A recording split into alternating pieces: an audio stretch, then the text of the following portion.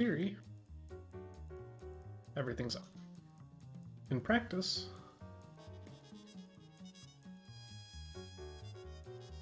everything's up. Sick. Okay. We in it. Stream notification. Alright. We are a bit early. Well, not early, but the usual. Audio, visual, check, whatever, blah, blah, blah, blah, blah. The pre-stream.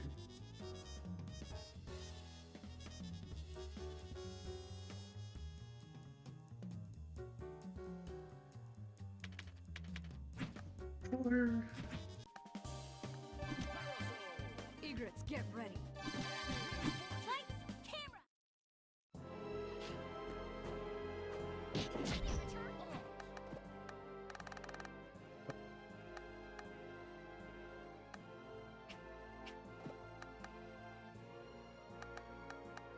What do I actually want to practice? Hello, Candy.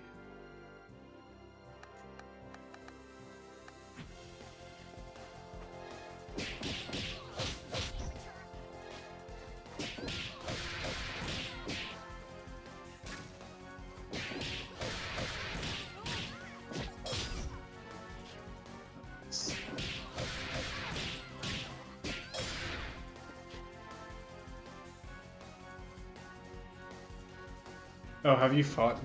Okay. Understood.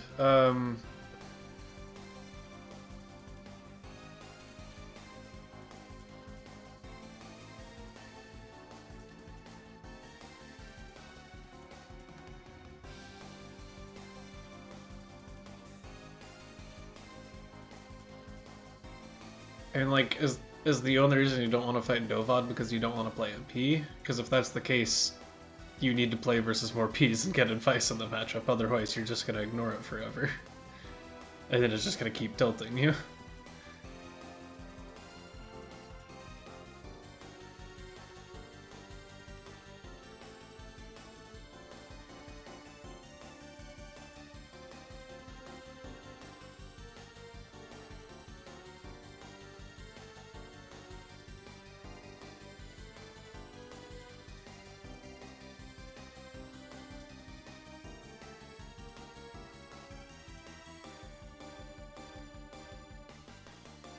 I mean, I get that it's frustrating, but like, I could say the same thing, like I don't want to play Gelato because they're playing Parasol with assists. I don't know, it's just...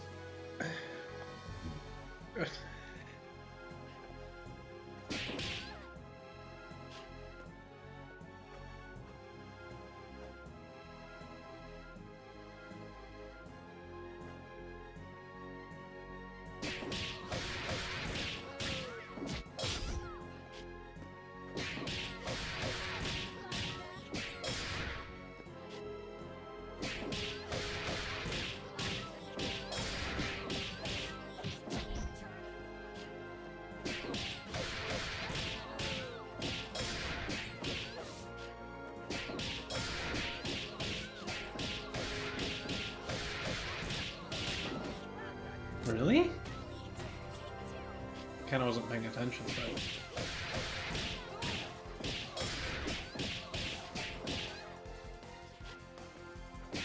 A lot of that.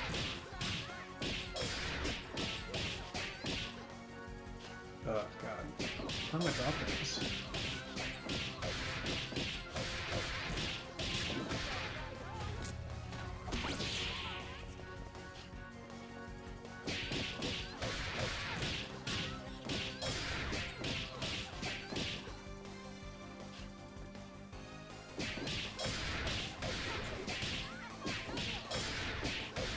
Supposed to come.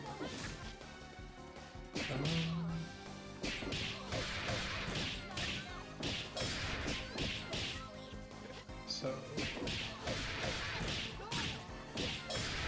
confirm something I need to work on a bit more. So this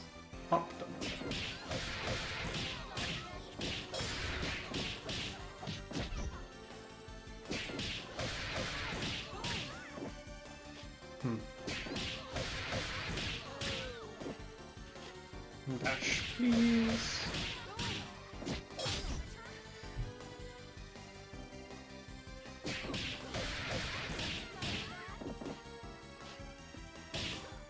Okay. Maybe my mic isn't even... Oh, wait, do I have it... Which mic do I have it set to? I see.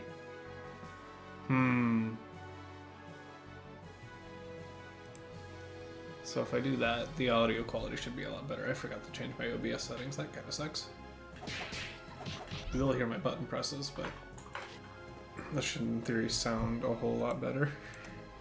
I did not realize I did the entire VOD review stream like that. Whoops. That's awkward.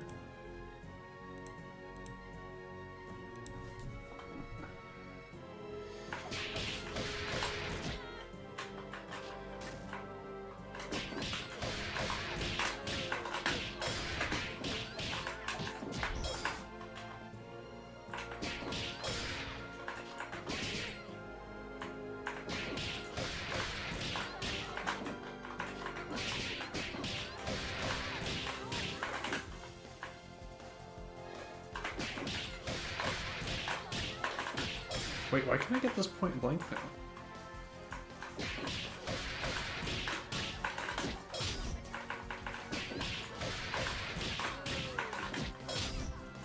I mean, if you want, I can ping, Koala. I don't think that'll be any more fun.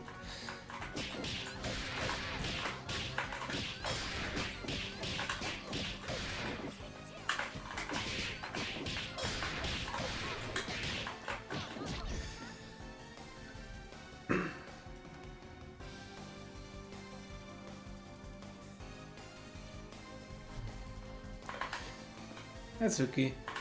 Yeah.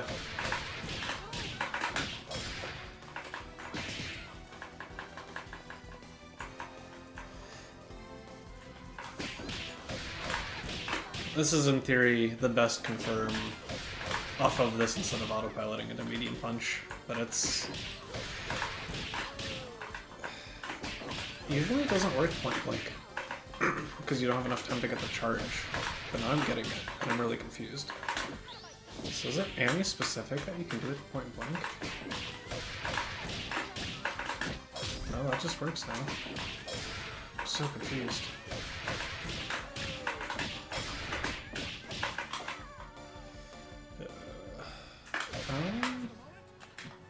I need to check other characters. Why could I not get this point blank on other characters? Egrets, get ready. Who did I try it on? It would have to be the wide ones, right? Because they get hit too fast? Running wide.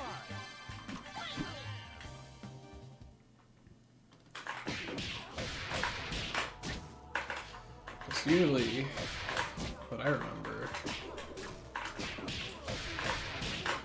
is you don't have enough time to get the charge if the tier hits them immediately. Okay, it seems like the wider characters, yeah, you don't actually just get it. The thing I need to figure out though, because like,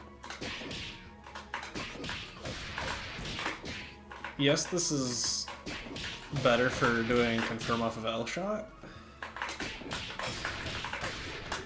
but like I like this route anyway, and from what I remember, it's just better. That's the wrong toss. Whoops.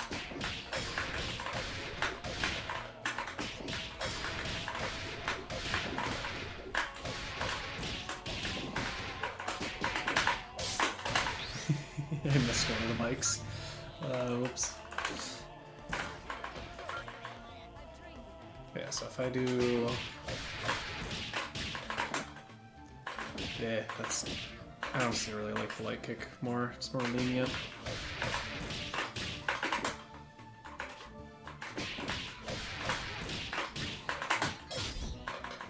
I just need to get that dash down. Alright, so... Do I not have advanced frame data on? There we go. Okay. Is that difference in startup? 3 frames. Okay, these are both the same, so I should just go for The second one is really -5 on block. That is gross.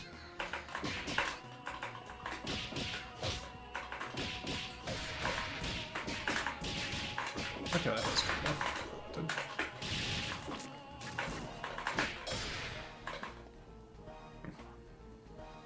Oh yeah, and then there was the Komodo version of the stomp setup that I wanted to practice as well. This is hard. My fingies don't like this version. Oh, not this version.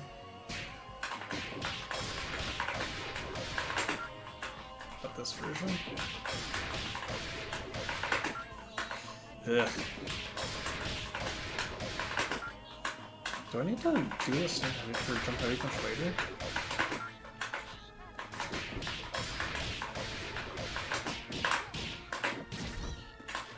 And then, yeah, you also need to, like, delay. Ugh. I don't have the fingers for this. It's just better. It's like...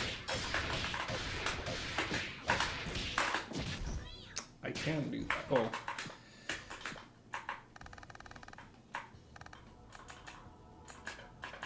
Crouch.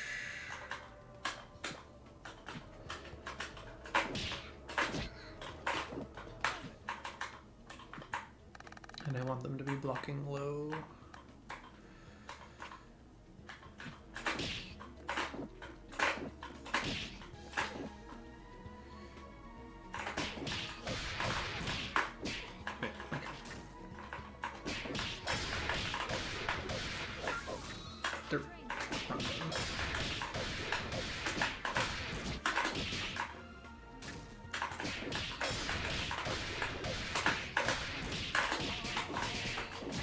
So, like, you can do that, and it's easier on the wider characters.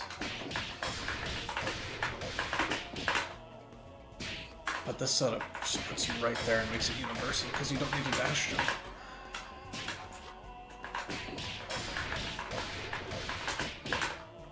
But I suck at getting the charge there.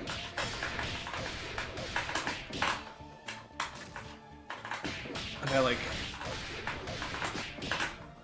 need to delay the medium kick a little bit, but it's gross. Gross. So let me do my auto timing one. This one's so much nicer.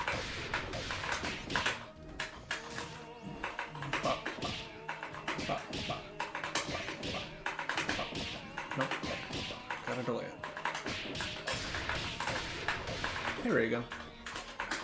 Just doing a little bit of the audio check. Let me know if the buttons are too loud on stream, by the way. I can go back to the noise cleaning one. The audio difference, like the quality of audio difference is kind of extreme, so if possible, I feel like I'd rather just not use it. But if button clicks, etc. are getting too much, do let me know, and I can adjust things accordingly.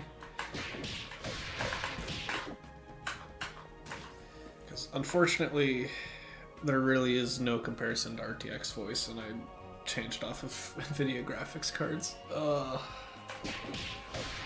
Pain.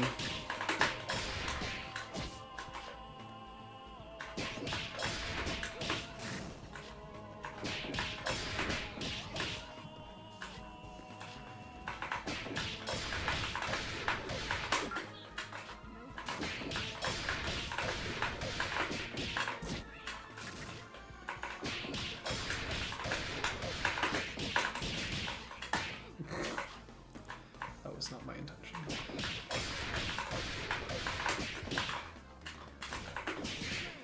In 10 minutes we'll be getting started. Right now it's still just the audio check-in. Or audio test. Yada yada yada. Sorry, I'm a little bit brainant right now.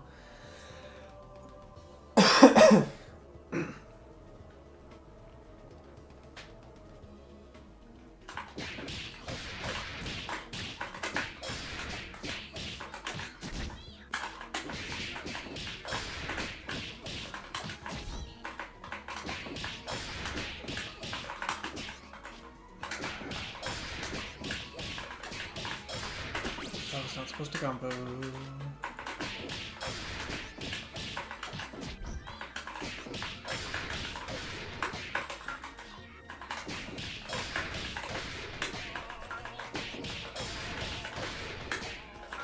I'm really mistiming this?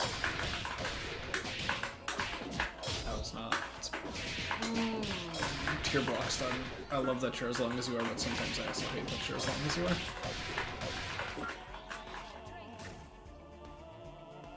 Yeah, the beginner's matches will 100% be first to go right off the bat. So I'm glad that to see that both y'all are here. I'll be getting the lobby up in like 5 minutes. We usually do just try and actually have the event start at 7 p.m. EST.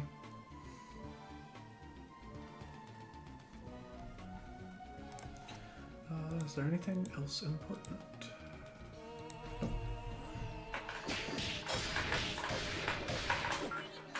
I hate this so much.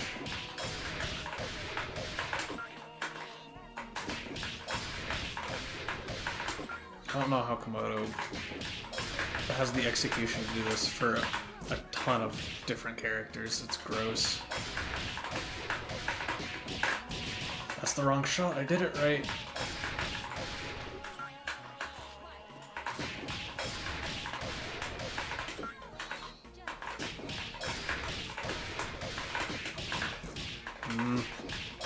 Flubbing the buttons.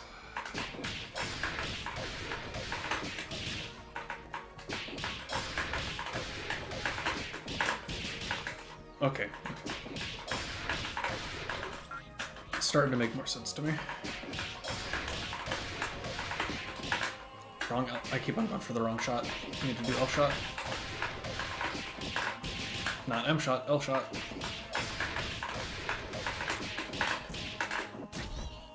It's not.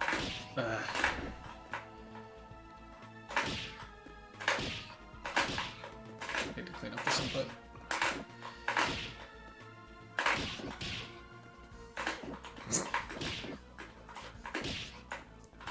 Bonk, bonk, bonk. Bonk, bonk, bonk.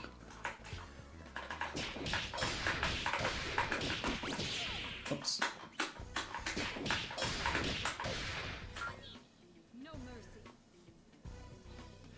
But yeah, no, I knew we were talking about routing Tsukiyomi, so this character has a ton of really fun stuff you can do. I love parasol routing.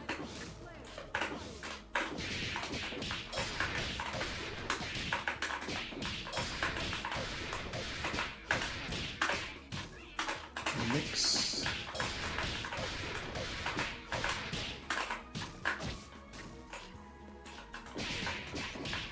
Pop, pop, pop.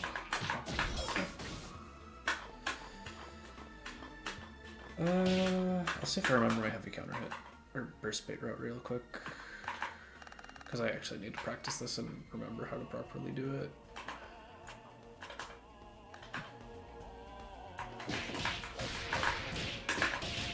Oops.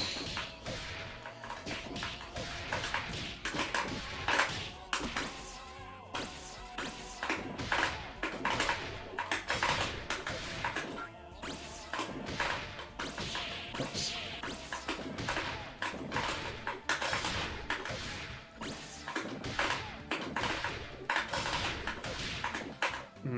This is actually really weird on Peacock.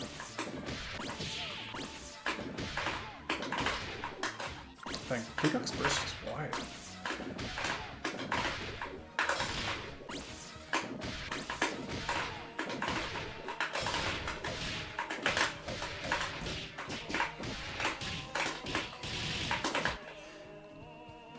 What did I do for this? I know I labbed this, I just don't actually remember what route I do after this.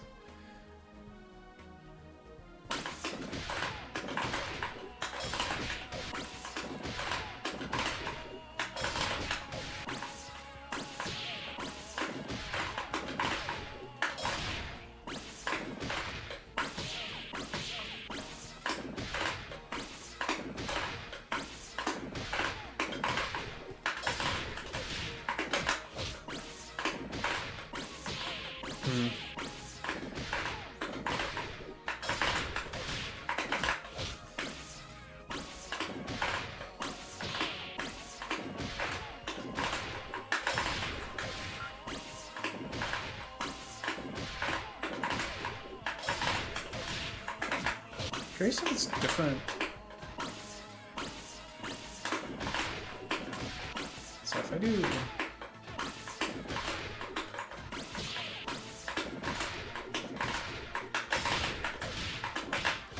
That might be more damage, but is it less meter? 38 meter.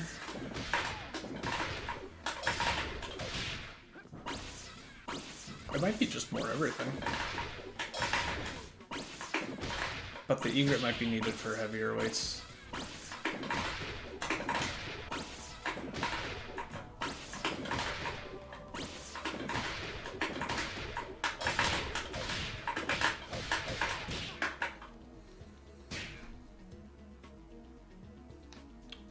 And then did I just do... It's kind of like a Roman cancel. But yeah, it's a special that's a really fast recovery move.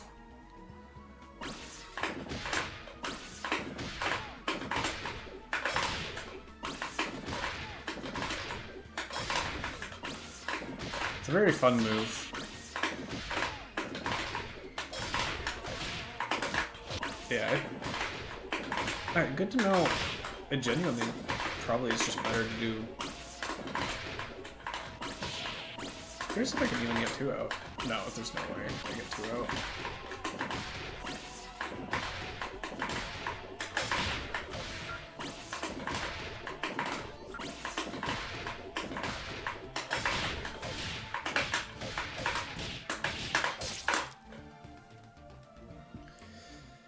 It's a finger twister, and then I just need to remember what I actually did at the end.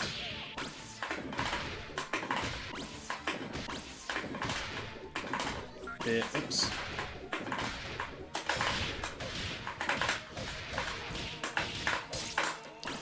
Oh wait, this messes with the dizzy though.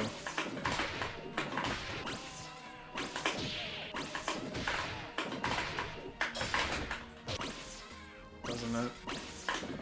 So if I do...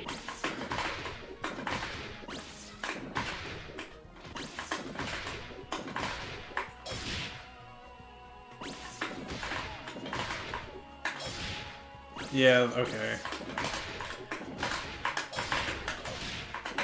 That's actually probably the most optimal way to do it.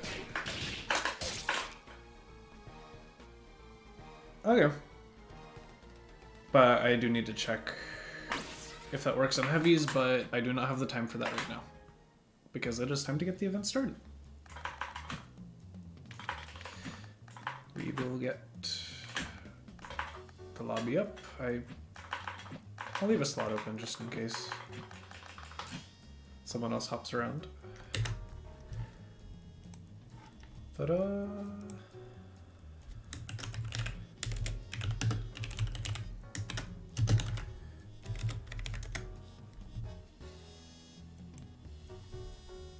Pin this. This isn't the right channel. And we'll be getting the show on the road. So yeah, welcome to Get Gr8. This is our educational stream where we watch a set of 3 or 5 flat matches and try and give advice to both sides. Give them pointers on areas to focus on and improve. That being said, let's get right into it. We've got Crab and Leo stuff, and they're already here, I believe. So let's get y'all gamers hopping on in.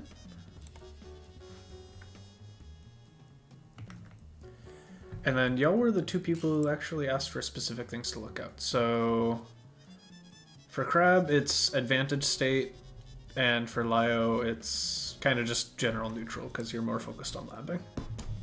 But ready up, y'all are good to go. And just as a small aside, it's not important. But we do encourage players to be wired if they can. If you can't, understandable. There's a reason we host this without a wired requirement. But if possible, we encourage it.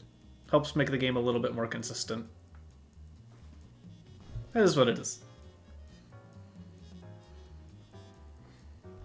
Yeah. So let's get right into the games.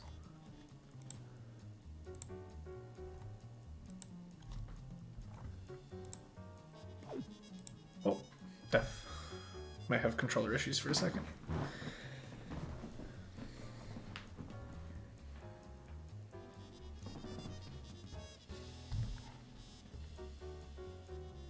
Yeah, no worries.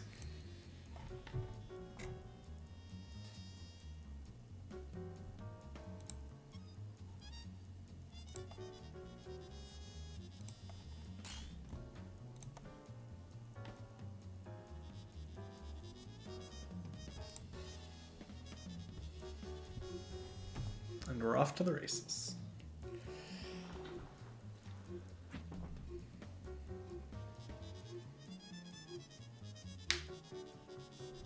Okay, so advantage state for Crab, neutral for Lio. And I won't get too into the nitty-gritty of things, because I still will be looking for some really broad stroke key factors that we tend to really focus on for beginning bracket, but keep those in mind. Hey, Shion.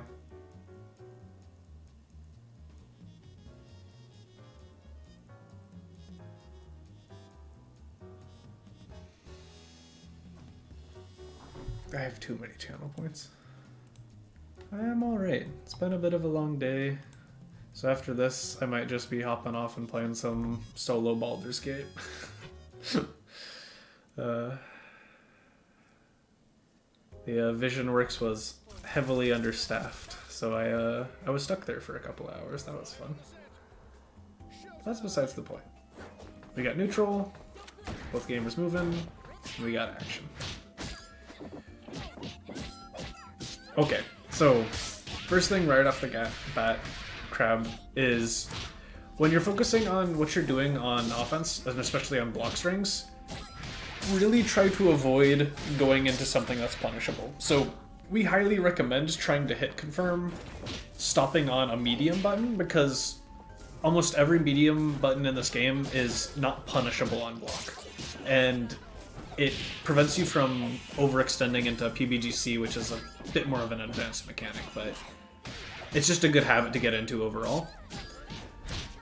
You have Annie that can do crescent in people's faces and salvage it, but don't get over-reliant on that because of the aforementioned cancel.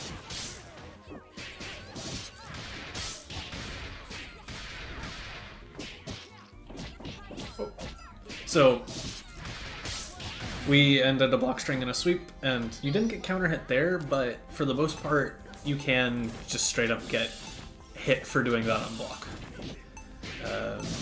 So we try to avoid that at all costs.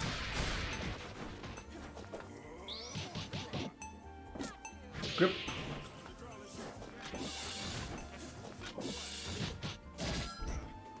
Yeah, so like what Lio is doing right now, I really love to see. Not overextending on block, keeping yourself safe. And now we're playing neutral. Things are looking good so far. That was honestly a really solid brass. Does the C4 take the giant stone? Did I just see that? Alright. Calling the girls. They're mashing. Get the punish.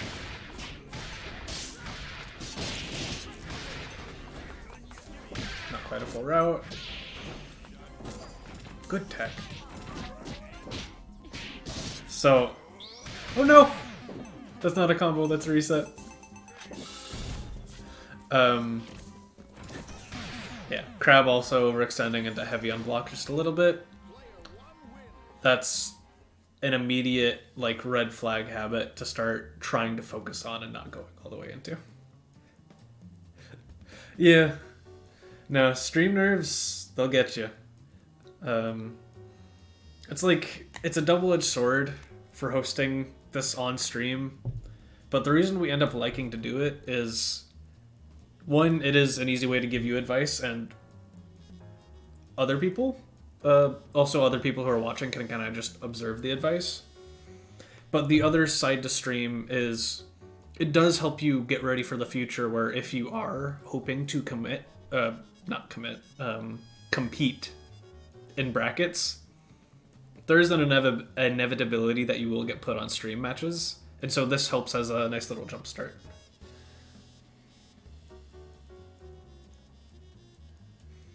But yeah, no, y'all are good to keep readying up. We're playing 3 flat matches today. So no matter who wins how many, just 3 total games.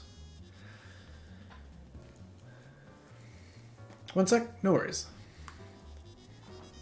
Yeah, block strings that go into L Crescent, that's a good habit to have and a good one to know, because it keeps yourself safe for overextending. But there are points and times where that can get you hit. So I definitely would recommend kind of figuring out how to stop yourself on a medium at least a little bit more.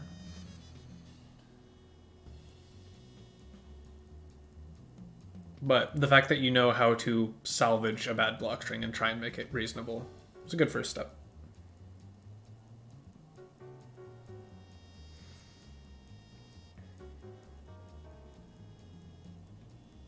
No clue how to play the creature.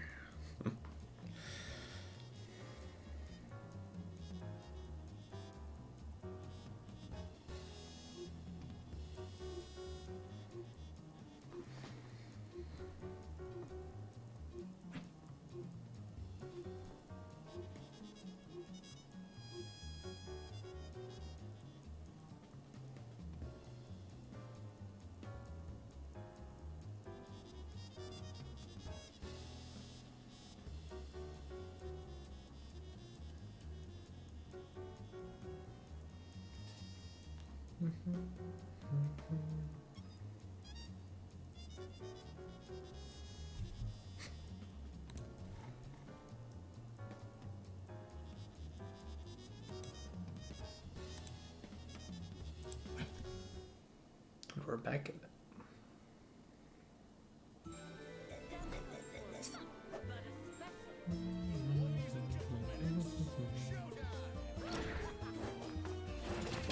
Button out.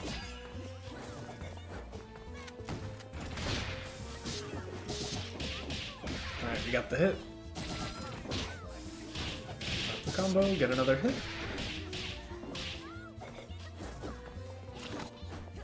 Alright, still working on getting our routing consistent. It's all a part of the game.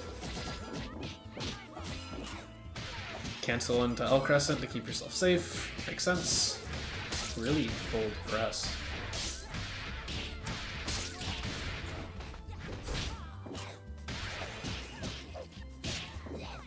Oh.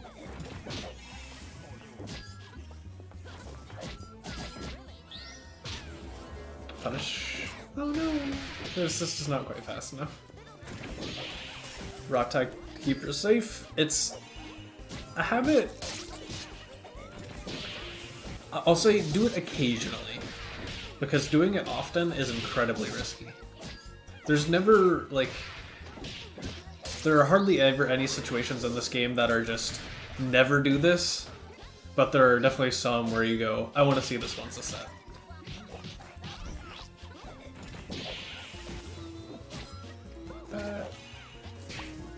Projectiles collide. Yeah, and we're struggling to deal with brass. It's a hard assist to deal with. Fortunate drop. So if you push block that super, you actually stay close enough to punish her. You have enough time to push block it twice, and then you exit push block around the same time the super ends. And you're kind of right next to her. So that'll help you punish any super a little bit more. But yeah. So far, it's just a lot of y'all feeling out how you like to play the game. In general, and I'm just gonna keep talking so y'all can ready up and start going through character select.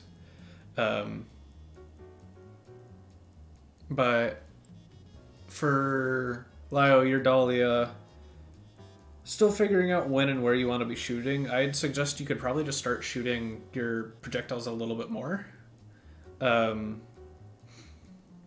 just like right off the get-go, you're full screen and in the spot to shoot a projectile, so just let it fly. But yeah, overall just figuring out your game plan.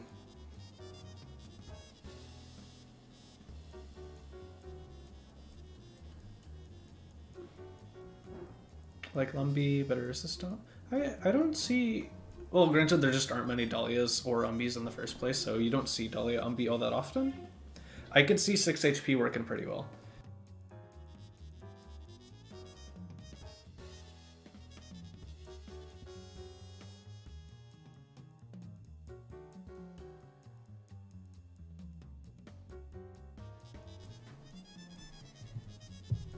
Yeah, so this is the final game. Yeah, we've mainly been talking about block strings, a little bit about trying to weigh the risks of raw tagging, because there's not really a single raw tag that's safe on block. You have Misfortune Asterisk, but so all of them come with a big level of risk, in the fact where if you're wrong, you're just basically losing the character.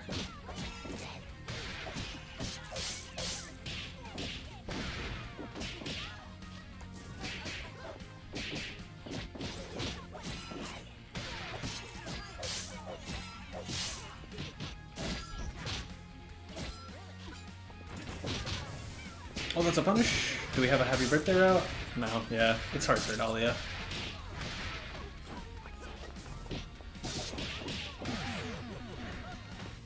She's dead, and we have the Squidly.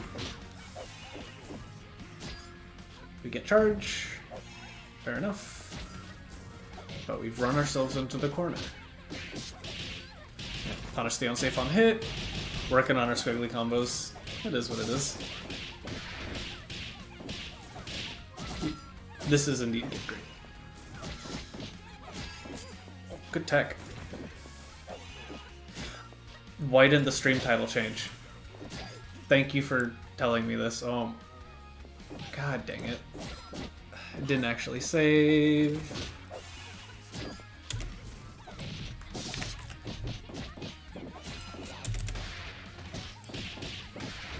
That's unfortunate.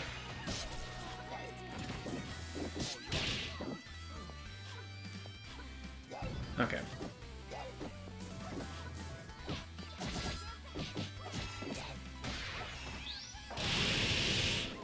Oh yeah, and one thing I had been meaning to say, we're not saying it right now. This won't quite chip out. Oh, no punish. Unfortunate.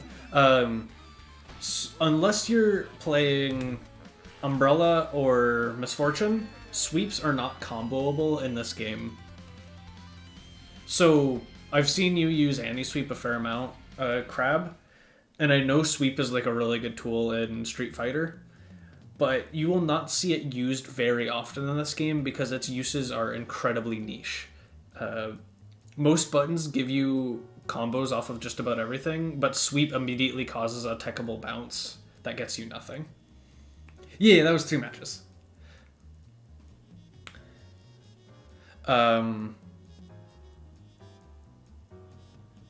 Yeah, so I would recommend trying to avoid sweep unless you have, like, really... There's intent behind it, rather than just thinking it's a decent button, because unfortunately the reward for a hit sweep is like 1,000 damage, and then they tech backwards and return to neutral. Yeah. I mean, that's the stage of the game you're in, Lio. It's... You know you like Dahlia, and you're trying to figure out if you like any other characters. But yeah, so this advice is overall going to be pretty broad, but it's the stage of the game y'all are in where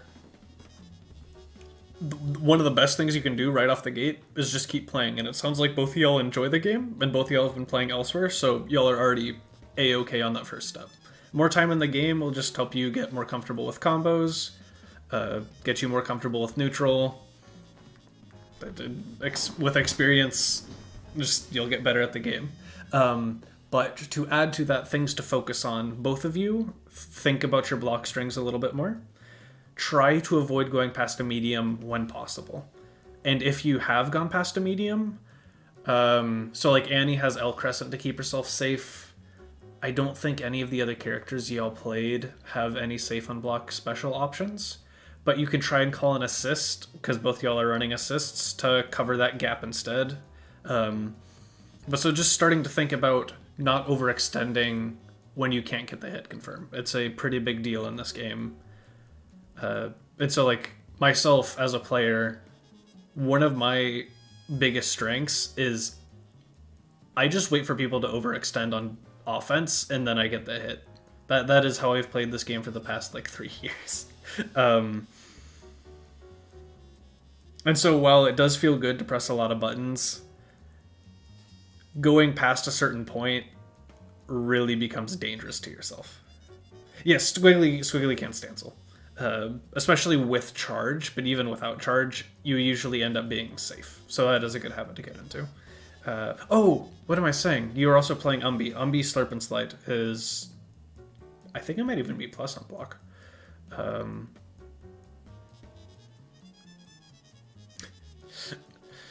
Yeah, and so, like, the stop on mediums is a good habit we like to get y'all into. Obviously, once you start playing the game further, you'll understand what you are and are not really allowed to do on block, and you'll get better about reacting to what your opponent is doing on defense, so you'll adjust your block strings accordingly.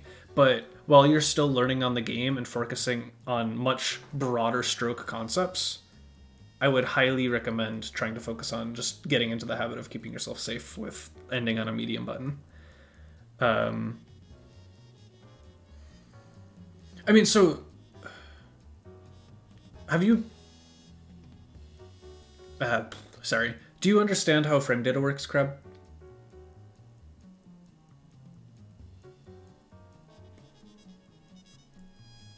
Yeah, so... there are obviously exceptions to this in this game, but the reason we recommend you stop on a medium is because just about every heavy button in this game on block is going to be punishable by a jab. They are not safe on block. And the other side to that, which again is getting into the more advanced parts of it, is there's a mechanic in this game called push block guard cancel, where after you exit a push block, you are basically treated as if you're no longer in block stun until you're forced to block again. So someone can do push block guard cancel, and if you overextend and don't put them immediately in block stun after their push block ends, they can react with a reversal. So like they can do a DP or a reversal super. If you're being really slow, they can just do PBGC jab, and if there's 7 frames in between the end of their push block and when you would have hit them, all of a sudden you're getting counter hit, because it's sort of like they're just getting themselves out of block stun when they choose, and so you need to react to when they push block. But that's getting down the weeds of later on the line. But we're trying to help you build in habits that preempt that being a major issue in the first place. So those are like the two sides to the coin of why we highly recommend you at least learn the game trying to avoid going past a medium. Obviously, sometimes you think you're getting the hit and you realize, oh crap, I'm hitting the assist instead, and you need a way to bail out and stuff like that. It's hard to be perfect. There's crap going on in this game all the time. No player's going to be perfect. This game forces mistakes with its speed. But understanding how to keep yourself safe is incredibly important. So that's kind of why I've been hammering that point home. Other than that, again, y'all are on the right path. A little bit more time in lab here and there, practicing your routes. Signing up for this event more to get a little bit more used to stream nerves, because stream nerves are a thing, and the way they get better is you just get exposed to them a little bit more and a little bit more. And I know it definitely took me a while to get used to doing this when I was learning, like coming to Get Great 3 or 4 years ago, and then it slowly got better, and then I started playing in brackets, and then when I was on a stream bracket, it was like, or a bracket stream, it's like, it was a little bit worse because all of a sudden it was a competition, but you slowly and steadily just build up a sort of resistance to this sort of stuff. But yeah, again, I know it was pretty broad stroke advice, but it simply isn't there. You know, if it works for you, that's a great strategy. You just need to find what works for you to either minimize it or ignore it. But yeah, I think that's all for us for this beginner set. If y'all have any other specific questions, please let me know. And if there's anything else that comes up down the line, feel free to ping me.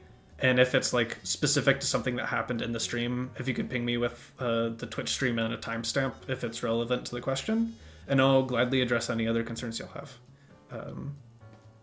But on that note, I think we'll be moving on to the next one.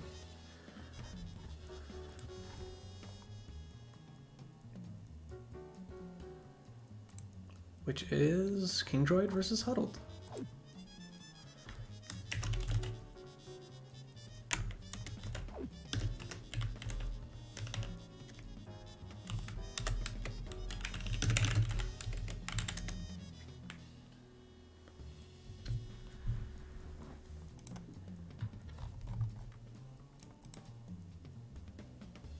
Hello, Huddled.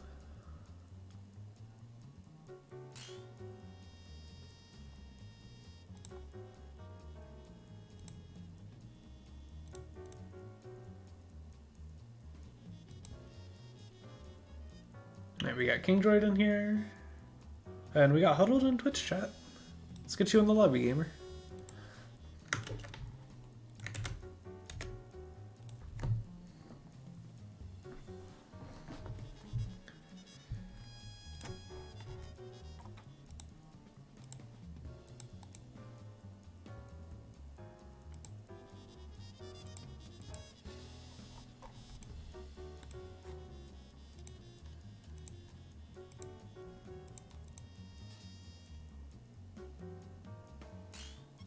Alright. We got the gamers in here. I see another Cult of the Lamb enjoyer.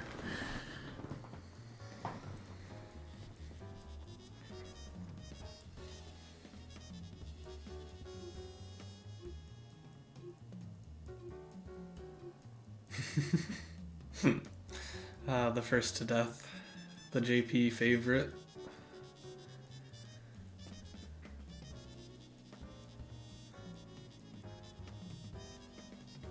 Oh dear, that jitter.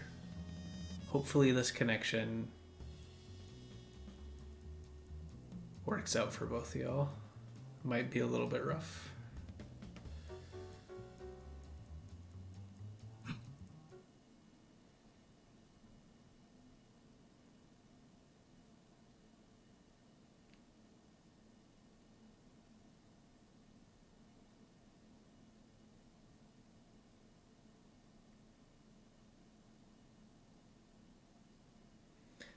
Uh-oh.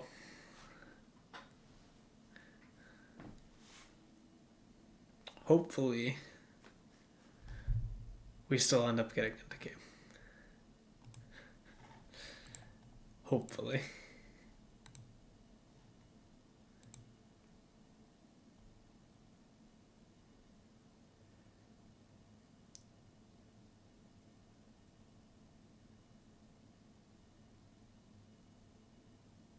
Neither of these gamers were actually on Wi-Fi. They're both wired. But, well, I guess we'll see. No, we're not in. Sad. We'll give it one more shot. And hopefully we'll get it to work. But if not, we'll split this up and see if we can...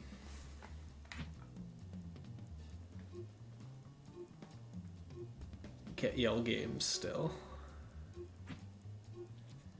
Fingers crossed. Connection looks a lot better now though, so hopefully it was a one-time thing. Oh dear.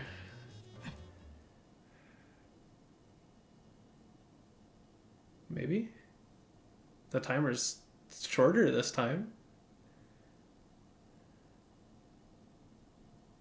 We're in. Okay, let's go. So I already know some of the things I'm looking for King Droid. What do we got for Huddled? Silver Cord on block? A bit sketchy. Yeah. So both of y'all have this habit. And I would highly encourage you to try and avoid using Silver Cord as much, at least in neutral or on block. Because it is an incredibly unsafe option. Heavy counter hit? Oh no, she's small. Goes for the DP. Anti or Silver Cord? Why did that work?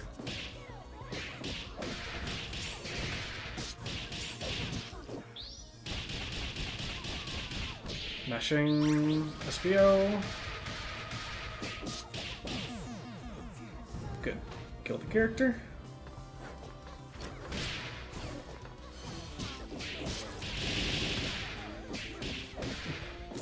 Grip.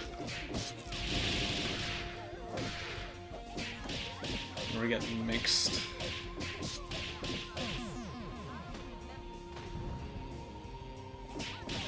Caught low.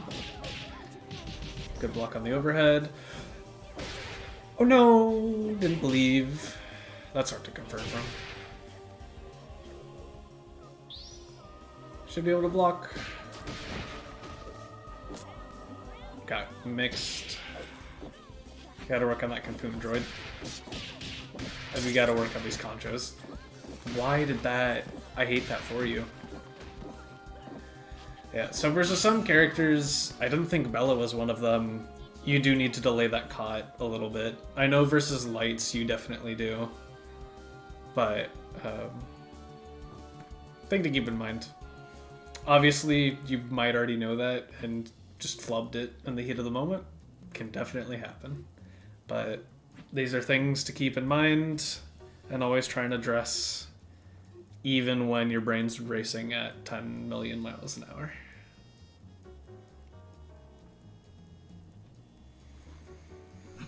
Because consistency is hard. Watch me play, and I'll drop game-winning combos all the time. It's a never-ending battle. Never-ending battle.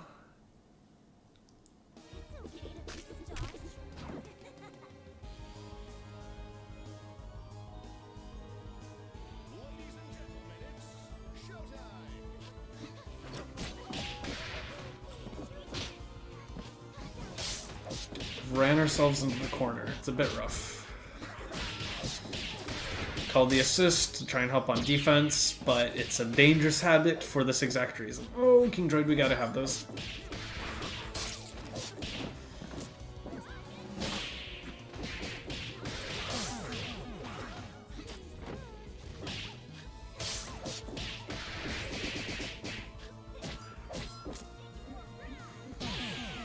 Yeah.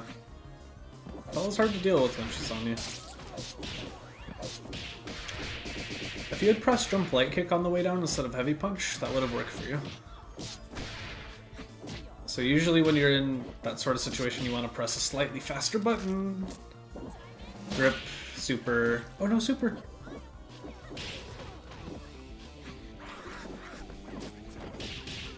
Good punish. Didn't get the DP, unfortunate. Not quite fast enough. And they get the dynamo out. Okay. Yeah, so for huddled, it seems like we're a bit skittish to do anything until after we're forced to block.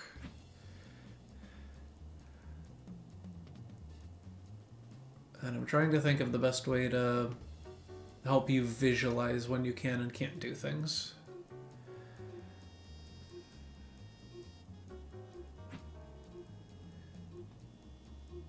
And then King Droid, we gotta chill out on the tumble run a little bit. We saw it more so the first game, but you went for it a lot, and you kind of just got caught out by Silver Cord all the time. And these conchos, I don't know if we've seen a single one go off, because you've actually gotten stuffed by buttons every single time you go for one. Skullgirls does not have crossplay, unfortunately. Got the confirm. What's the routing? Canceled it a little too early. mixed. They don't get a confirm off this though. Yeah, that's what I'm talking about silver cord neutral. On whiff or on block, it's got so much recovery. You only feel good if it hits. So it's a really low risk reward option. Or high risk, low reward option. We are playing PC.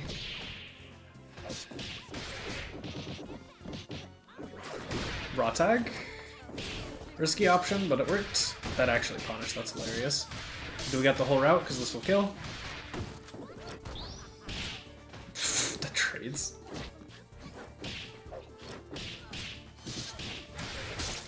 Yeah.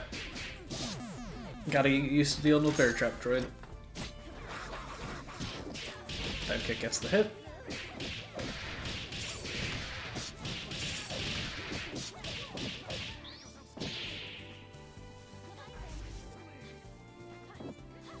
Same thing to you, King Droid, about the silver cord. Oh, we're actually going for uncharged stencils already. That's actually...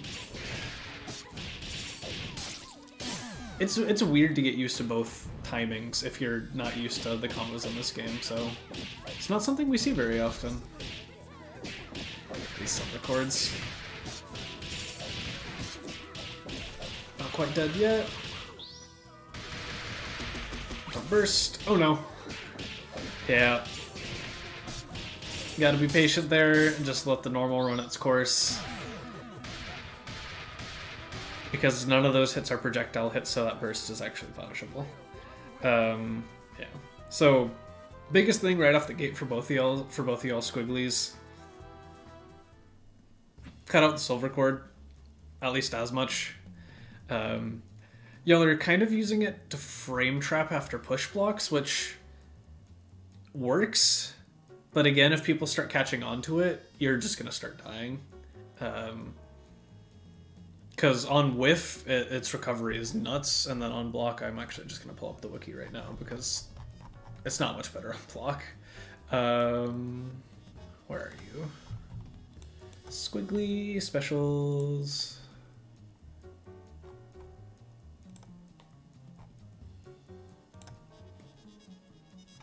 You are...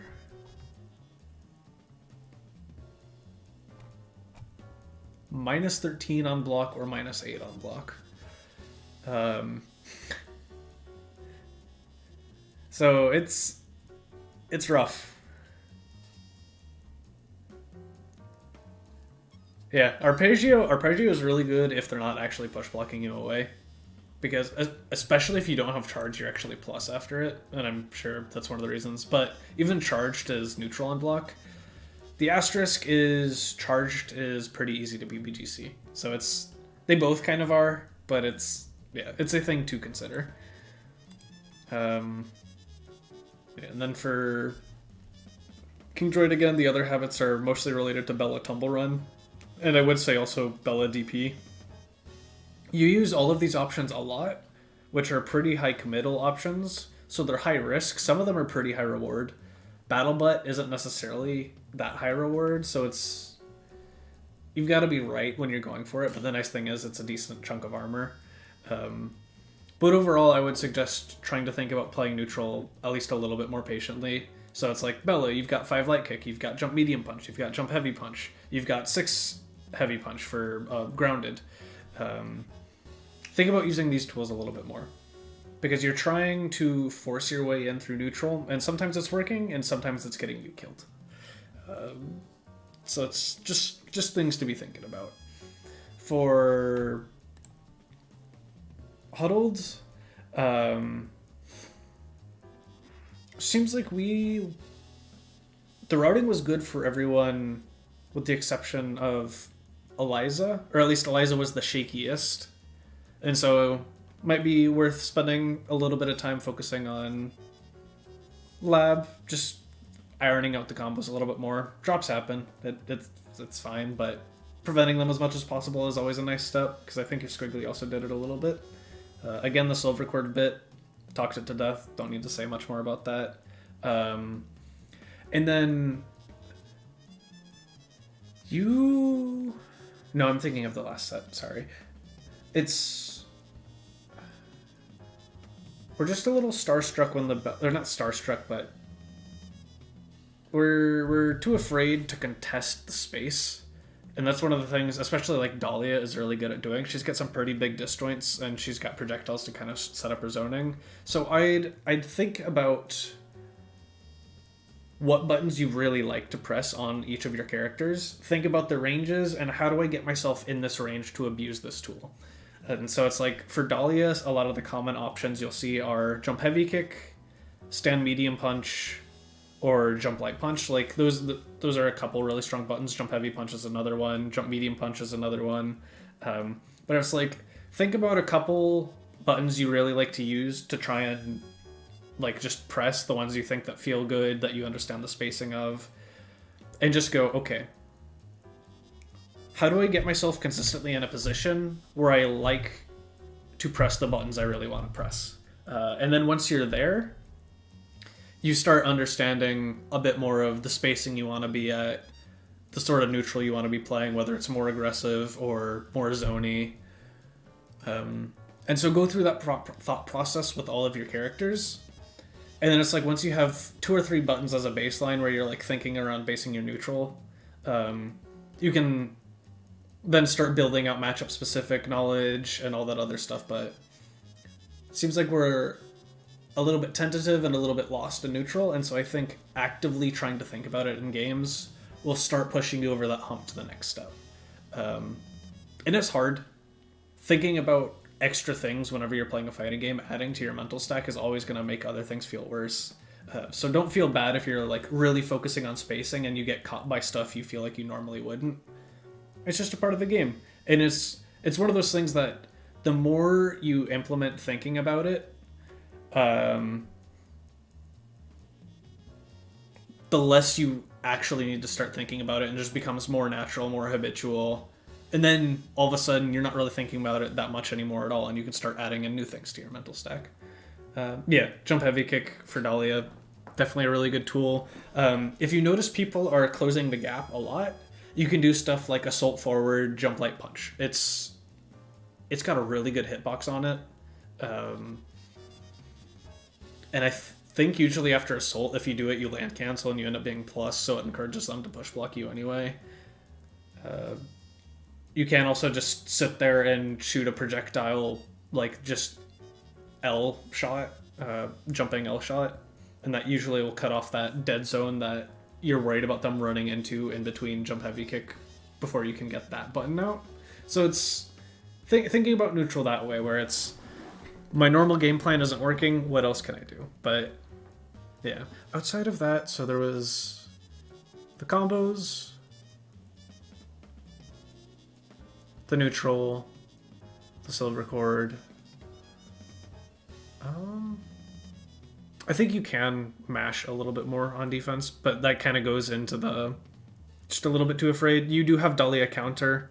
It's a little bit scary doing versus especially a grappler because it is throw vulnerable, but might be something to test a little bit more. Squiggly's DP ain't great, unfortunately.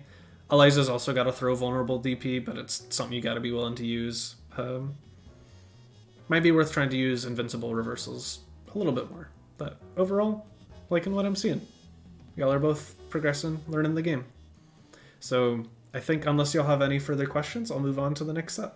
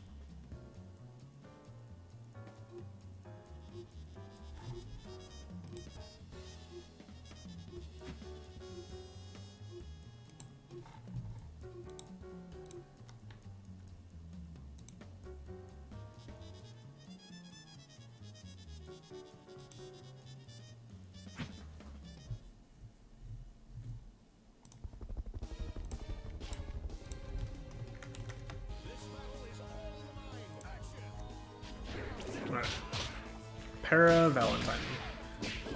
Up high? No shot! Alright, return to neutral. Neither of you are throwing that many projectiles.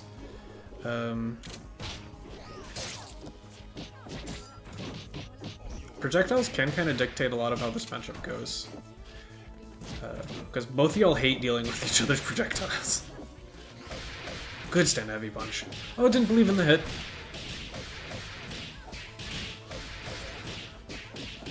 Killed the character. Attack. Same side mid. Auto-piloting on the shot a little bit too much. You could have gone into bikes and BFF. I don't know if you could have 360'd on reaction to SSJ and had it punish, but you might have been able to. Things to think about when you're getting punished for doing specials. But obviously in the heat of the moment, that's a lot to ask.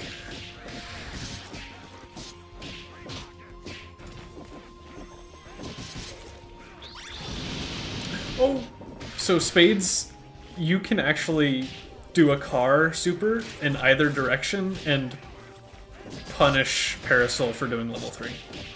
And you can do it post-flash. Parasol level 3 does not have enough hit stop to cover you all the way to blocking it. So, good little bit of knowledge to have.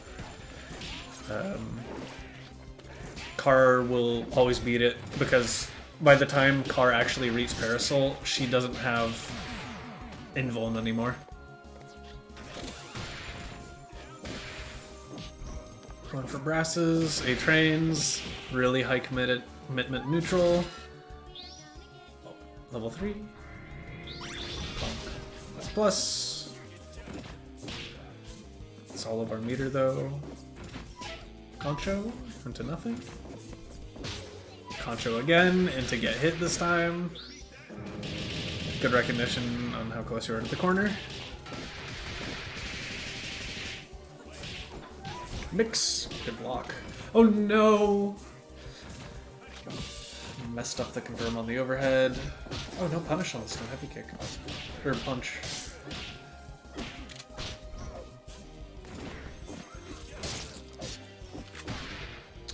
We gotta believe in our hits, Tsukiyomi. Oh! Spades, I don't know if you... Oh my god, that crossed out. I don't know if you know. If you have OTG after SSJ hits, you can do H Giant Step. If you time it right, it'll bounce them, and you can get another super afterwards. You can get SSJ, you can get level 3, you can probably get level 5 as well. But yeah. Cash out, play timer, good awareness. Nothing that can be done. Good awareness, Spades.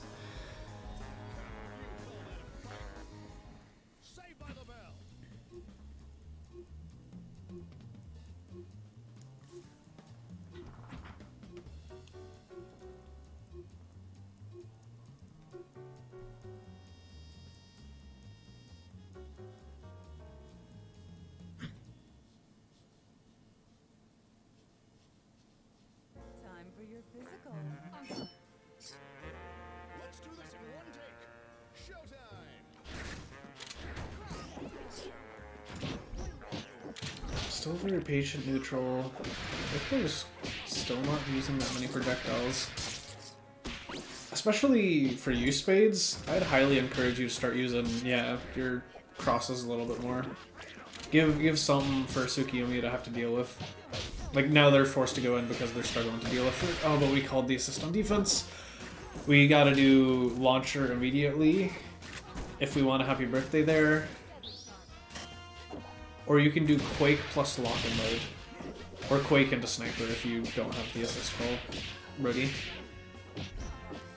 But knowing how to keep your happy birthday routing, very important.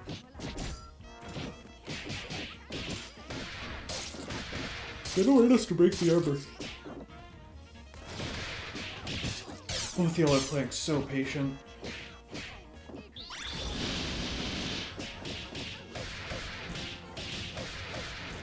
Yep, too far away for that shot to work. No meter for Sniper, unfortunately. I think you would have had to do 8 shot plus assist. Get the combo there. Caught them pressing on the way down. Good mix. So, because we caught them on the way down, we had a heavy counter hit, which means we had a ton of undizzy to work with. We probably did not reset as early as we did, because we might have wasted some of the bonus undizzy. Bomber for the corner carry. Yep. Flush that beat. Cap them up for me. Mistimed. So what are we doing?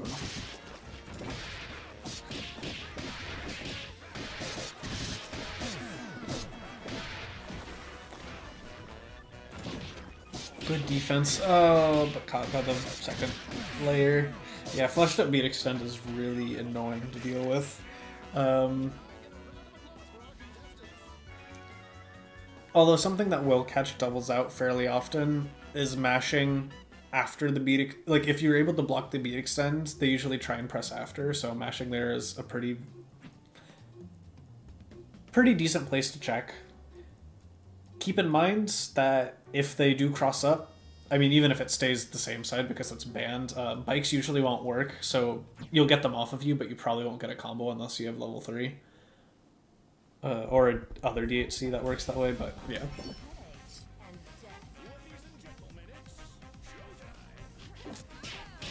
Aggressive grip? Oh, yeah. Gotta be ready for that. That's something you'll see often enough. We are trying to call out these jumps a lot, but Spades is staying on the ground, so we gotta recognize that. And then these beat extends.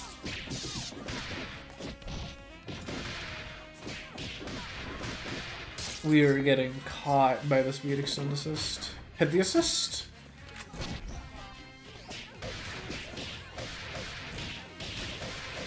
Go too far away. No. Patient. Try and get yourself some space out of the corner. Up forward, punish. That might have been a little bit too far away. Right, what do we do on defense, Spades?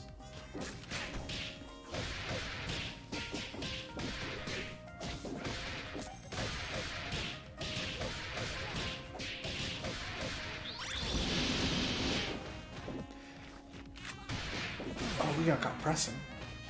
How are we pressing there? I'm assuming that had to be... Yep, okay. So I am pretty sure Giant Step SSJ would have actually killed there. We gotta practice that, Link Gamer. It's important to know as banned. It's very often the difference between a dead and alive character.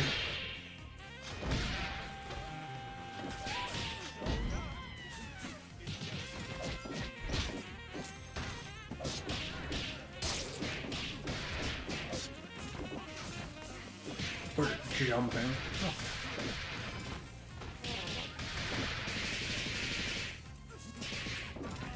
That sucks.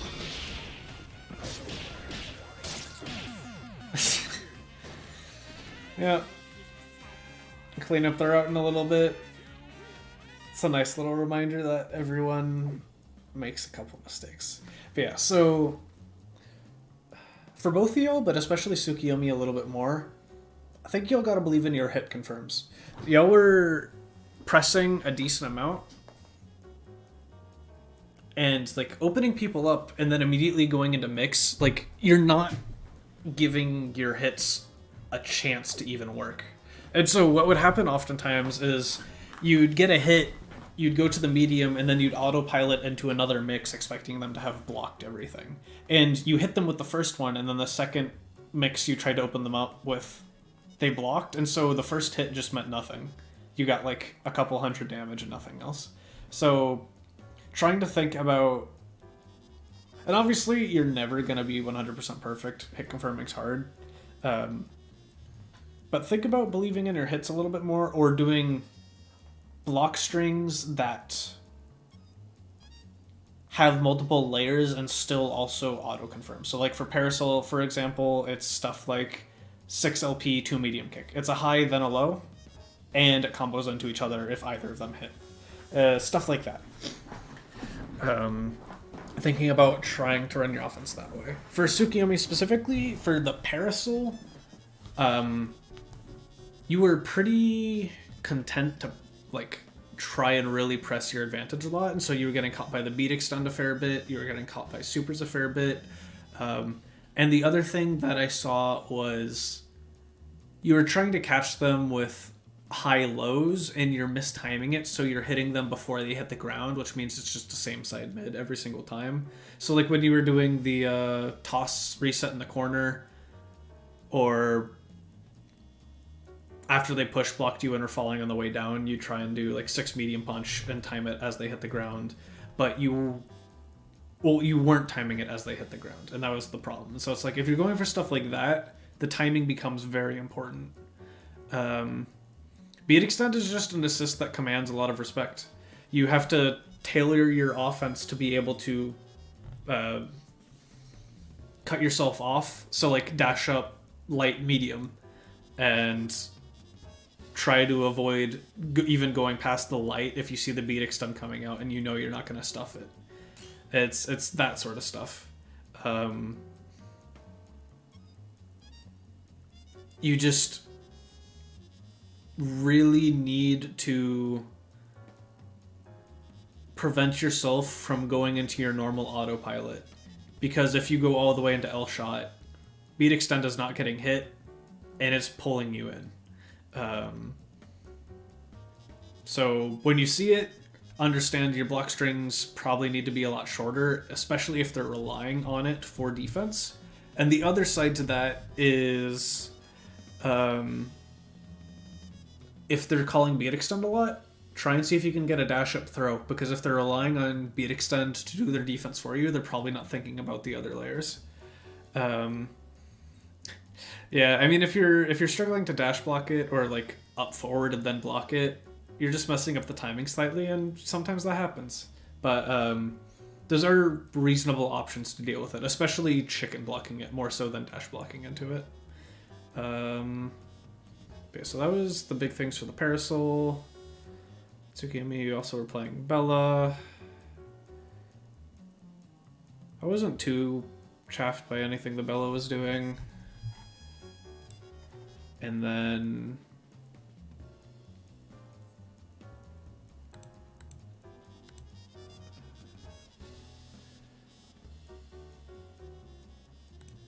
for the Fukuwa,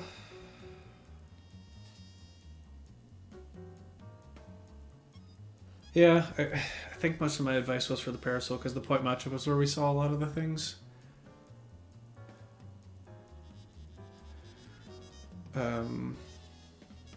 Yeah, and then on Spade's side, yeah, like Tsukiyomi is saying, you can afford to zone a lot more, and obviously there is, if you want to be aggressive, by all means be aggressive, but you can be aggressive and still get projectiles out. And I would highly recommend using dead crosses, especially in certain matchups. So like, again, the Parasol matchup, the Parasol Val matchup, both sides hate it because like the projectiles on either side are just awkward for each other to deal with. It's so funny how every player I ask on both sides of that matchup is just like, yeah, it's annoying. Yeah, if you're getting tagged by the M shot a decent amount, that's a little bit more of just getting used to sitting in its dead zones first and then getting the projectile out, so not like actively thinking about where you're positioning yourself before you're getting a cross out. Or the other thing you can do is just make sure you're getting your cross out in a way that the projectiles would trade before M shot even hits you. But yeah, I mean, that's just a part of the zoning v zoning stuff. And if they're getting too predictable with M shot, you can just bypass and get in. That whole sort of deal. But yeah, there was that. There was the, as banned, we got to know the giant step extensions off of SSJ hits. It is vital to the character.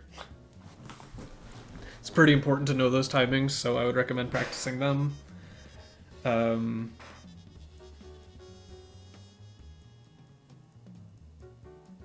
then for the double, I mean, I didn't see anything majorly problematic with the double. The double is doing a lot of things nice. You were calling them out for pressing in the air, you were doing fleshed up beat extend. Oh yeah, for both of you, awareness of super wars is pretty important. Knowing what your supers can and can't do and what they can beat.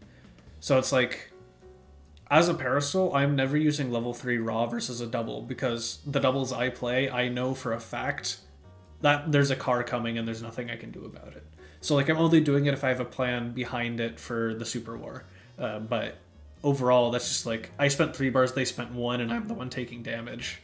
And so it's just knowledge of how supers interact with each other is an incredibly important thing to start building up over your course of the game. And so it's also just thinking about, even in replays, are there ways to bail me out of this situation? So like the very first game, I think it was, I was talking through a theoretical super war where I got caught and shot, they did car. Can I go into bikes BFF and then be ready to DHC and punish whatever they try and DHC afterwards as well? Yeah, and I mean, if that's the game plan you like playing for the Valentine para matchup, and it works for you, yeah, it's atypical, but it can work.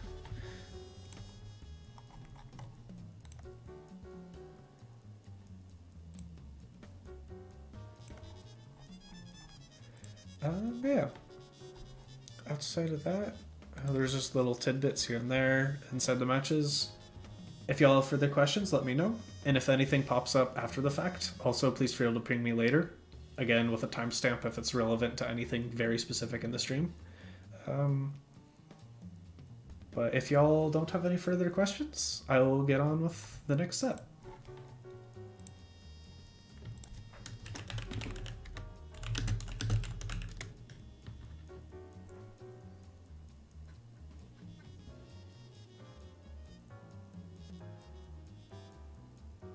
And I can't remember if I said this, but both of y'all could use a little bit of more consistency in combos. Again, that's a never-ending battle, but I recommend spending some time just ironing out some kinks. Make sure you're practicing on different characters, on different weights. Get used to all the ways everything can go wrong and how to prevent them. There's a lot of garbage in this game, and sometimes it's like, oh, I've never seen that before, but if you've labbed the route enough,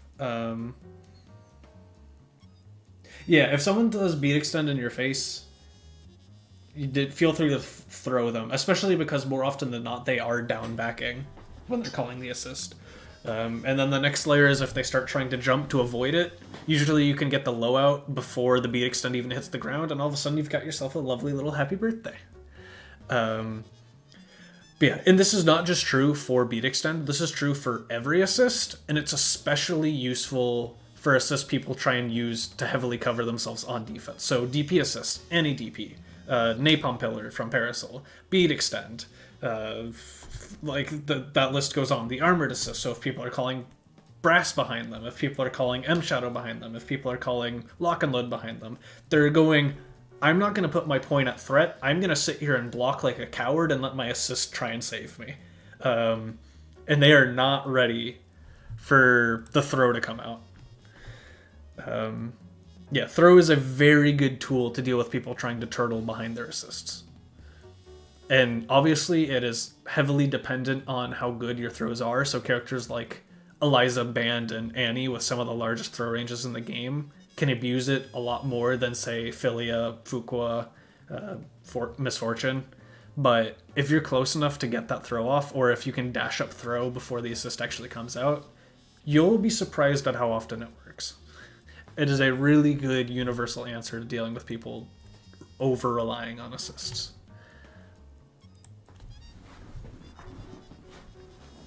Alright, we got Candy v Dovad. And so, I know the P matchup in general has definitely been described to me as whoever presses stand heavy punch more wins. So we'll see if this advice helps in being applicable to this matchup. And I know Candy was not looking forward to playing Dovad, but I'm hoping we can still get some good advice. Okay, we're playing Dahlia v Zoning. This battle It's a bit of a struggle. What do we do round start? Try and catch them. Doing a good job choking off space. First things first, I would recommend not push blocking the projectiles. Unless you have a very specific plan of a window you're trying to make. Pushing the projectiles usually just puts yourself in more blocks and then forces you to block them with them. Alright. We're doing this. Okay. I'm going to runner for zoning. We gotta get projectiles out. You were a little bit slow on the uptake, and that let Dovad take control. Yeah. I understand the idea to teleport. But they were waiting. Usually it's something I'd want to, like, react to what they're doing rather than use it as a hard call out. Alright. We got the Dahlia in. Really patient.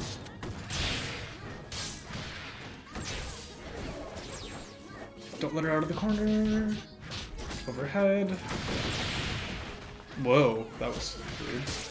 We're in. What do we do with the hit? Grip. Undizzy's full. Why was that a gold burst?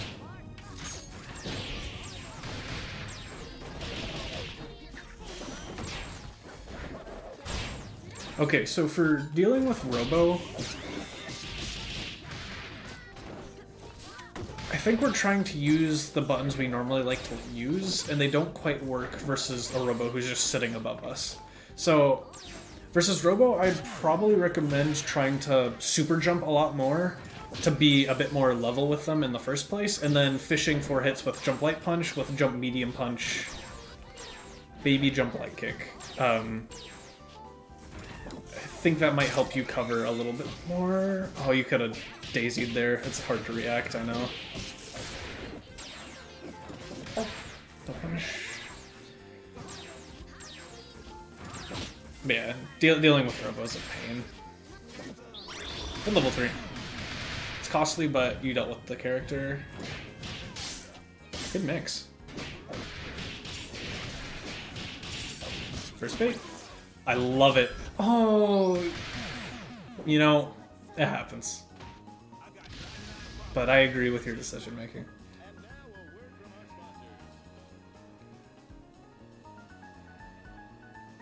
I liked a lot of what I was saying though, Candy. Does look like we're just struggling with some of the bits of the zoning. Yeah, no, I go for that burst bait all the time when I played Squiggly, and I kept sitting there going, man, I should have had that. Because I'd keep on going for the sweaty confirms and never getting it.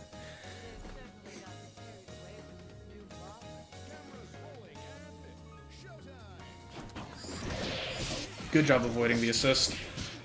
Yeah, the last little boxcar, George. Alright, you've got them stuck in the corner. We can afford to be at least a little bit patient. Oh, no. That sucks.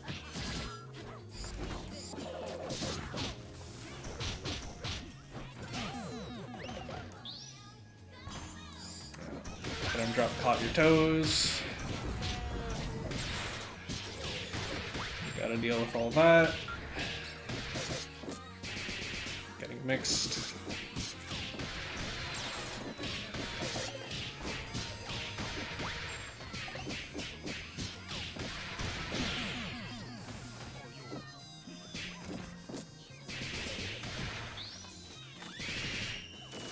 I don't know about spending this Dovad. If they're at full and dizzy and you can kind of just start running away. But you choose to be aggressive. Fair enough.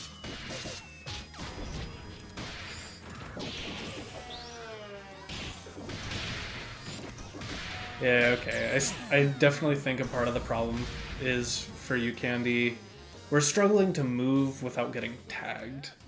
Our dash blocking and jumping isn't quite translating into blocks afterwards, and so we're getting tagged by a lot of these just random stray hits. And we're taking a lot more damage than we could. Really getting used to like consistently dash blocking is a great habit in Skullgirls, and it especially shows versus the zoners, so Robo and P especially. But let's see what we're doing with Talia, and I also need to pay attention a bit to Dovad. Safe round start, item drop.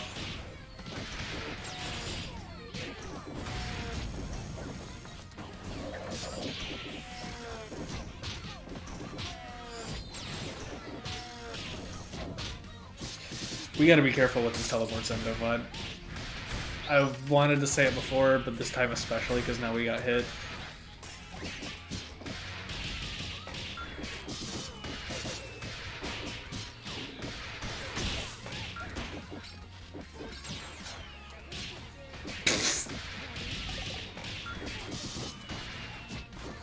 Oh no. Did we throw them out of the corner? Okay, we have to go.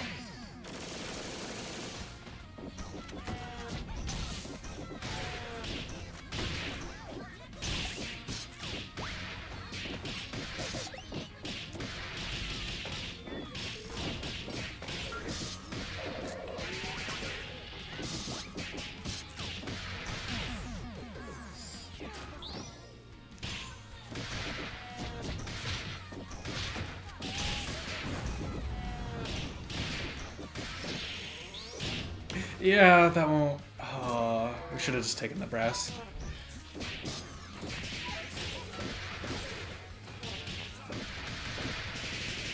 What's our decision making?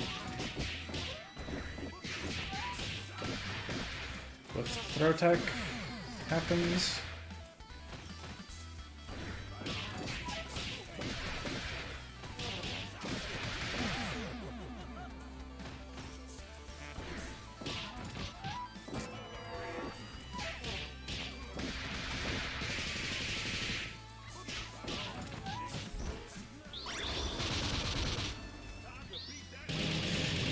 That sucks.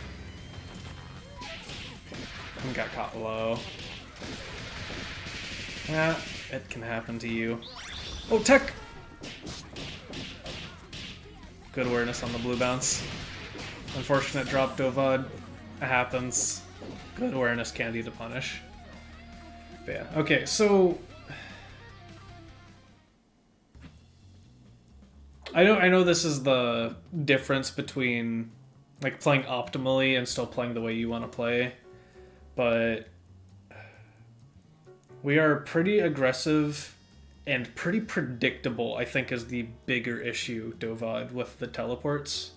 You always seem to do it at the exact same parts of the zoning pattern, and that becomes incredibly dangerous. So we've got that as an issue. The Robo is still very beam heavy. I would encourage you to tone down the beams a little bit and try and move yourself to a safer distance just a little bit more. I think that's what we saw in that game 3 where the Robo kind of just didn't end up getting to play all that much. I'm trying to think how much we got to saw the band play, and the only thing I remember from the band is going into SSJ when 2 projectiles are on screen, so you know the armor would get broken. And then the unfortunate drop at the end, which at the end of the day is just a drop. Other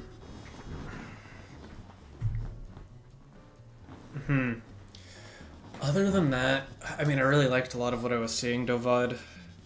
And I know this kind of gets frustrating that we end up not having all that much advice for you outside of play a little bit differently. So I will, after the stream's over, go through and watch it again and nitpick a bit more. Because I do want to make sure you're getting good advice out of these streams. So I'll do that before I do anything else tonight and kind of shoot you a DM with more bits and pieces that I think you can work on. But the biggest part, I think, is your predictability and your zoning with P. You tend to autopilot a lot of the same zoning patterns. But yeah, so then moving on to Candy, which is definitely who I was focusing on a decent bit more in this set. There's a couple things, and so like the first major one I want to talk about is I don't know whether it's as much impatience or just not quite having the cleanest inputs, but we can. It feels like we're forcing a little bit too hard to really try and shut down the Peacock, and I can understand not wanting Peacock to let her do her thing. But the way I end up approaching the P matchup, and the way I see, at least the like patient, safer way to do it, is to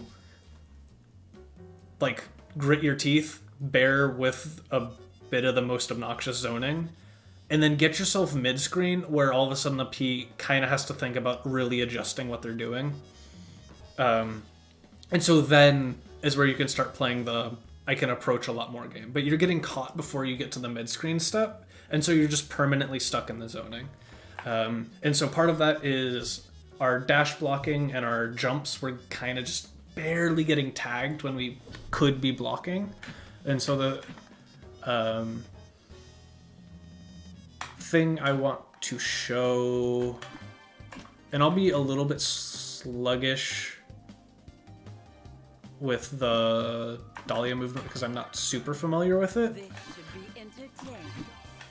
But I will still try and show the points I want to with this demonstration. And obviously there are also a ton of really good resources. Like, obviously navigating the garbage, the Adivas video won't have the new DLC characters, so you won't actually see how Dahlia can do it. But there's a really good series by Peck that focused specifically on Parasol versus P, but it will still go through. But yeah, so what I was gonna say is you very often do like up forward assault, and that just puts you right into the airshow George. So that seemed to be getting you caught out a lot. So I would definitely recommend cutting that down. What am I looking for? I'm looking for demo record and playback. But so what's the zoning pattern? Something like that. Obviously this isn't the cleanest thing, but I just want to use this more as a demonstration. So something like that. Holding all of this. Two very important things to notice first and foremost. Neutral jumping, and it looks like you can super jump over it as well, gets you immediately over the Airso George without any other movement.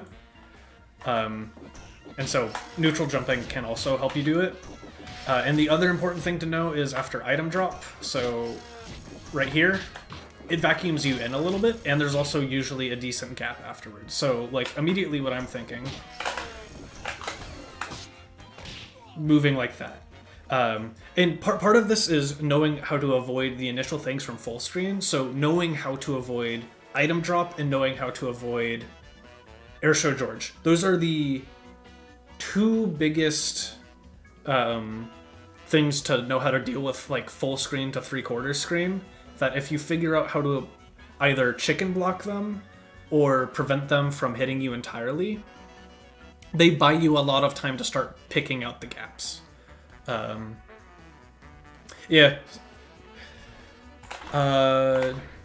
Do you play default keyboard layout? Or do you play WASD for movement, Candy?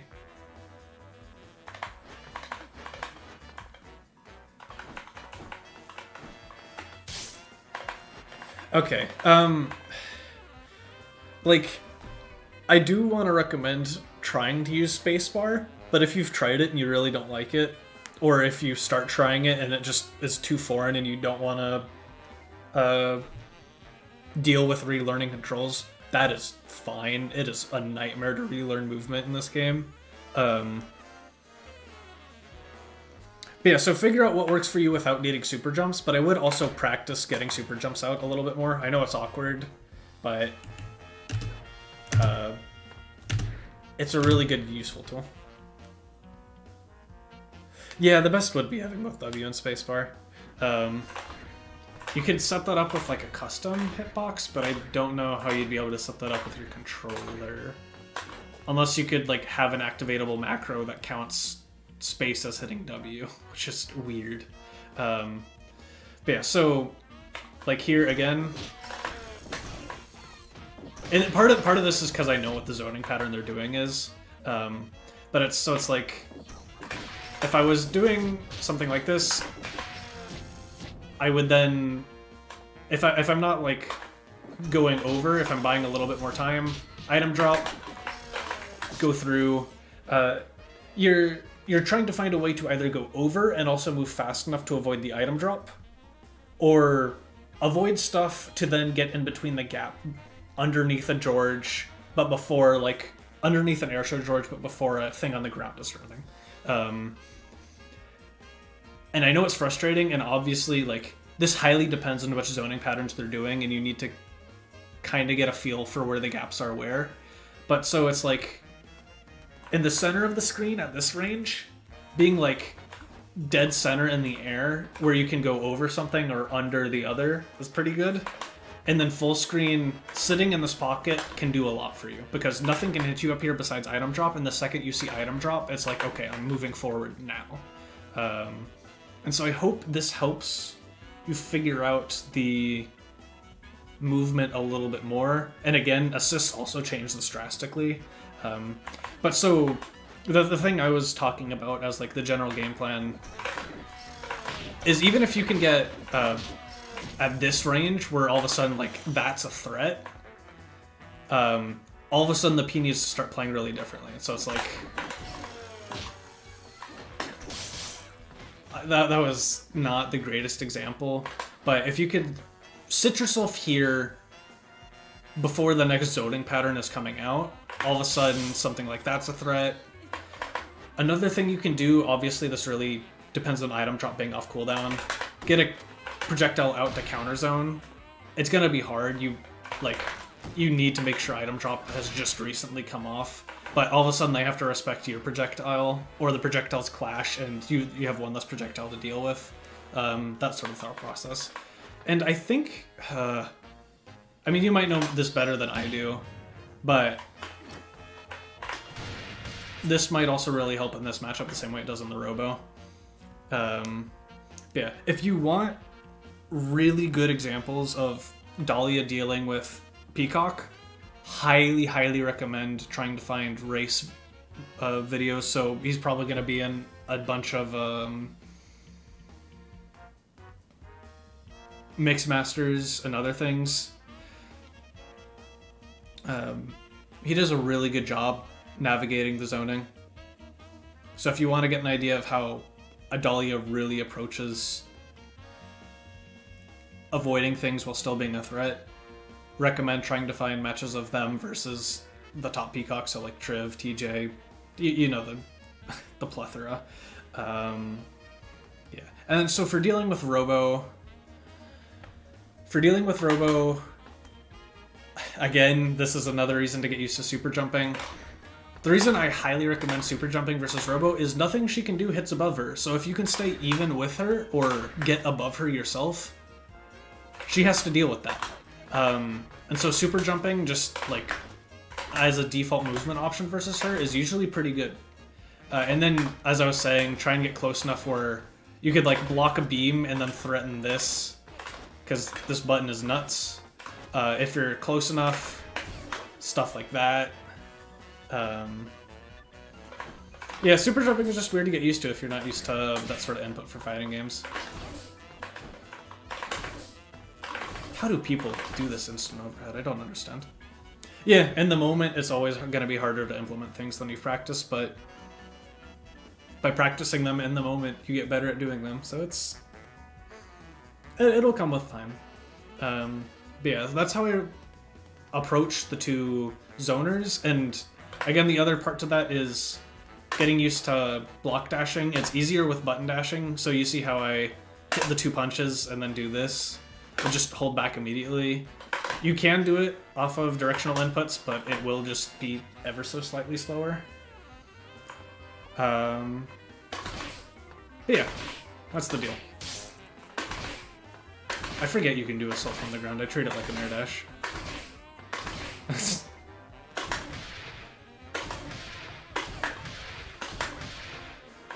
Yeah, so those are the biggest things for dealing with zoning.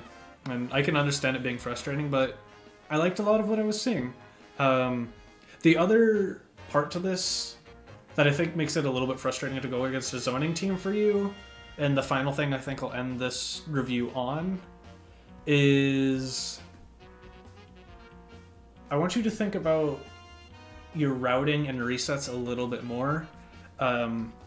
Game 3, what we saw you do, which worked because Dovad kept guessing wrong on the mix, basically, was the routes didn't feel like they were hitting all that hard, and part of it was it's Peacock, and it's kind of hard to do damage with Peacock, but the other side to that was the routing felt a little bit suboptimal, alongside the fact that you did a lot of resets into resetting them at full and dizzy. And if you were unaware, getting a hit when someone has over 240 on dizzy immediately sets the scaling down to 50%. So constantly resetting someone with a full and dizzy bar heavily gimps your damage. And so keep that in mind if you're constantly resetting someone when you can only get 1 or 2 strings off, because it's giving them a lot of bar and a lot of chances to block when you might just want to do, like, send them full screen and just, like... do you have any sliding knockdowns? I can't remember. But, I mean, just doing something like that, letting them tech away, delaying a second, and then just doing the thing. You can convert off of this. Is it a...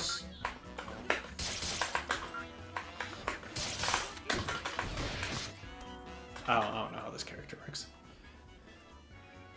Yeah, no, and I like the fact that you have a game plan. That's... it was definitely working.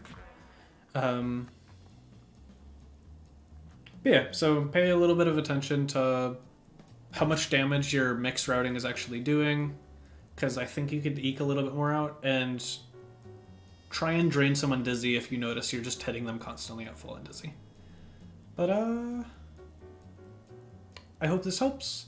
Again, after I end the stream, I will rewatch parts of this and try and give Dovad a little bit more advice, because I definitely focused on you, Candy. Yeah, that being that, unless there are any further questions, I think I'll be getting the video up and call it in the evening.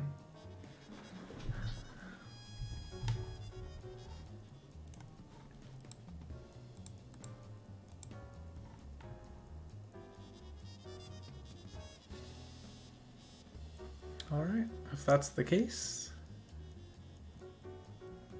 I'll be hopping out. Wish y'all a good evening, a nice rest of the weekend, and quick reminder, there is probably a TBC bracket Monday, nothing Tuesday. We've got G8 Wednesday per usual. There's still nothing. I don't think Mixmasters is back on Thursday yet. Friday will probably be... It might be an OTG bracket. It might be a Tarask bracket. There will be something on Friday no matter what, more likely than not. Yeah, and that's the upcoming week. And obviously we'll have G8, or Get Gr8, apologies, next Saturday, same time, same place. So, on that note, take care, everybody.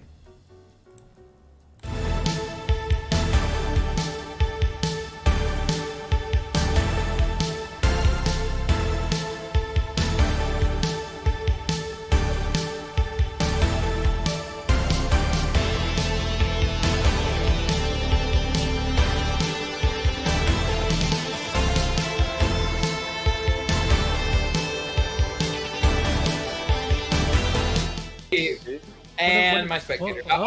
That's okay. Oh, nice! Ooh! Oh, we avoided Let's go. it. Nice. Oh, let me see it. Hey, Here's the combo. Hey. you finished this. They died. That's somewhat of a combo, Nice. yeah. Hey, they're dead. We're missing a few more parts to it, but Yeah. We got Abomination. It's like we have some bombos, but like our knowledge of the mechanics of the game are not exactly there just yet.